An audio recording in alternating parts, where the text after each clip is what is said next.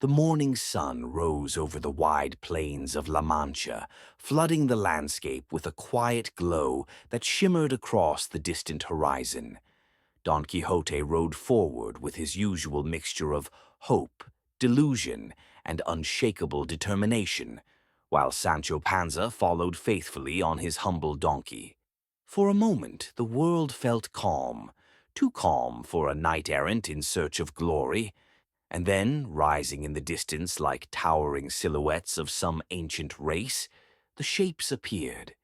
Don Quixote lifted his head, his eyes brightening as excitement seized him, for he believed with absolute conviction that fortune was finally offering him an adventure worthy of his destiny.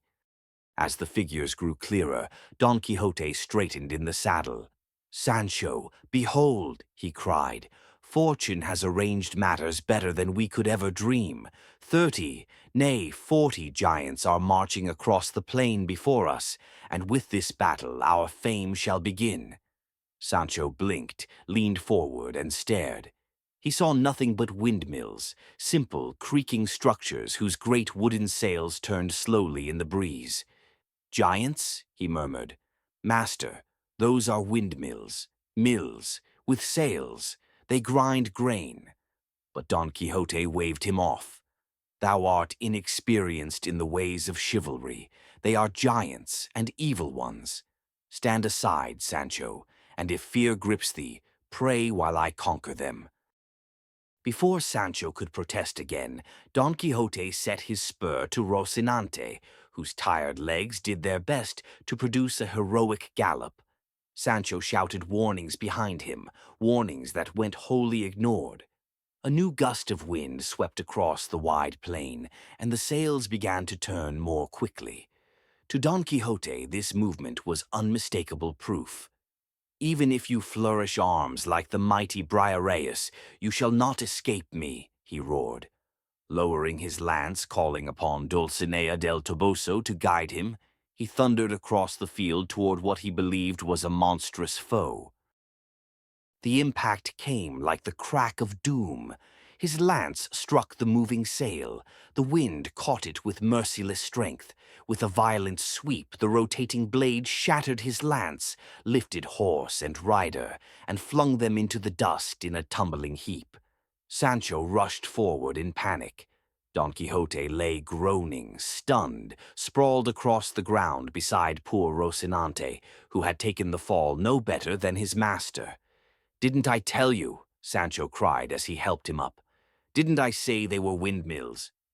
But Don Quixote, sore and dizzy, muttered that an evil enchanter, Freston, his eternal foe, had transformed the giants into mills to rob him of his rightful glory.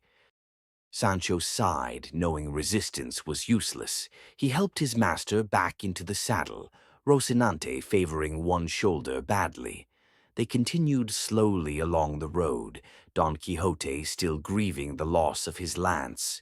To ease his sorrow, he told Sancho a tale he remembered, of a knight whose sword once shattered in battle, forcing him to tear a branch from an oak and use it to defeat countless foes. Inspired by the story, Don Quixote vowed to do likewise at the first opportunity. Sancho merely urged him to sit straight, for the fall had left him leaning awkwardly to one side. Don Quixote admitted the pain, but claimed that knights-errant were forbidden to complain, even with their guts spilling out. Sancho confessed he could never follow such a rule, for he would complain even with the mildest ache. Don Quixote laughed, assuring him that squires were allowed to complain freely. With that blessing, Sancho began eating comfortably as they traveled, taking long pulls from his wineskin. The pair spent the night beneath a cluster of trees. Don Quixote, imitating the knights in his books, stayed awake imagining Dulcinea's beauty, while Sancho slept heavily after his generous supper.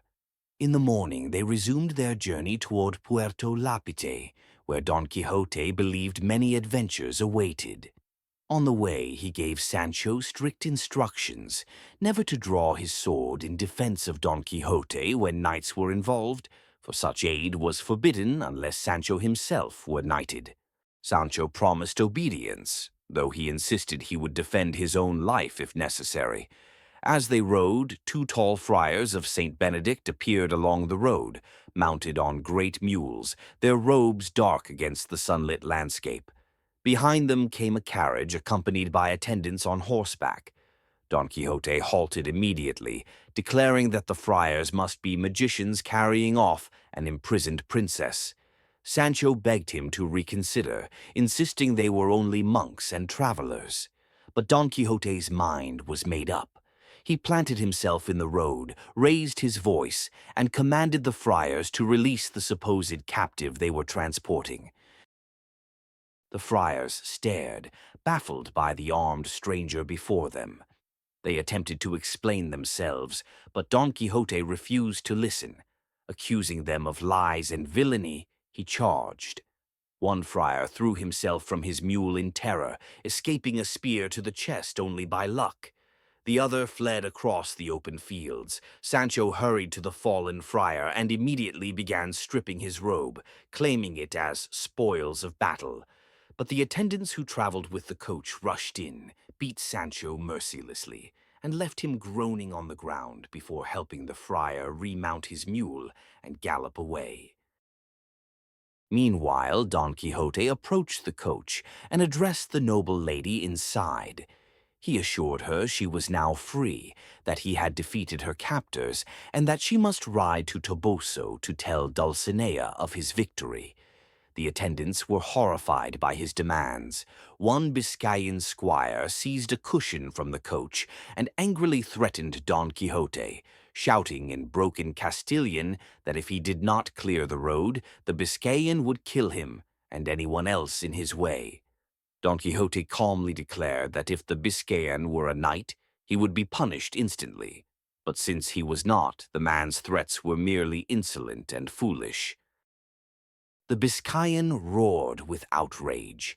He declared himself a gentleman and a Christian, and promised to prove it by force. Don Quixote challenged him immediately. Dropping his broken lance, he drew his sword and raised his buckler. The Biscayan, weapon in hand, used the carriage cushion as a makeshift shield. The two men, filled with fury, advanced upon one another. The coach moved aside, and the lady inside watched with a mixture of fear and helplessness. The attendants begged them to stop, but neither combatant would listen. For Don Quixote, this was a noble battle for a princess's honor. For the Biscayan, it was simply a fight to protect his lady and himself. The Biscayan struck first. With a powerful swing, he brought his sword down upon Don Quixote's shoulder. The blow landed with terrible force, only slightly softened by Don Quixote's buckler. Had he not been armored, he might have been split in two. But Don Quixote, though staggered, recovered quickly. He cried out to Dulcinea, summoning her strength to guide him, and charged again with renewed fury. The Biscayan, recognizing his opponent's determination, braced himself behind the cushion shield, determined to hold his ground no matter the cost. The battle grew fierce. Don Quixote advanced boldly, sword raised high. The Biscayan, still mounted on an exhausted mule, struggled to maneuver but defended himself with admirable courage. Each waited for the perfect moment to strike the decisive blow. The onlookers trembled. The lady in the coach prayed desperately, fearing the violence that might unfold before her eyes. Dust rose around the fighters as they circled one another, blades flashing in the afternoon sun. Don Quixote, wary but relentless, sought an opening and believed he finally saw it. The battle grew fierce. Don Quixote advanced boldly, sword raised high. The Biscayan, still mounted on an exhausted mule, struggled to maneuver but defended himself with admirable courage. Each waited for the perfect moment to strike the decisive blow. The onlookers trembled. The lady in the coach prayed desperately, fearing the violence that might unfold before her eyes. Dust rose around the fighters as they circled one another, blades flashing in the afternoon sun. Don Quixote, wary but relentless, sought an opening and believed he finally saw it. The chronicler confessed he could find no more of the tale, but the later author, certain that the true story of Don Quixote could not have been lost, searched tirelessly for the continuation.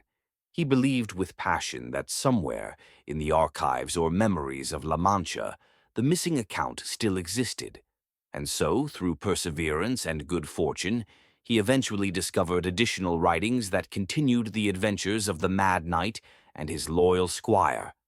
That discovery would one day form the second part of Don Quixote's great and impossible quest.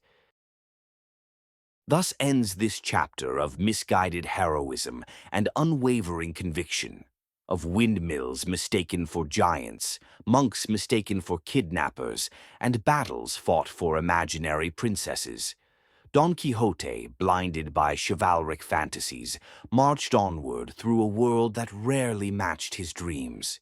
And yet, in his delusions, there was something strangely noble, a refusal to accept the ordinary, a hunger for valor in a world grown weary of heroics.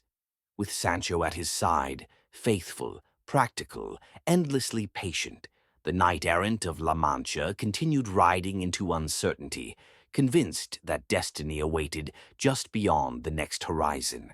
For in Don Quixote's world, every cloud hinted at a dragon, every breeze whispered of adventure, and every shadow stretched into the shape of glory.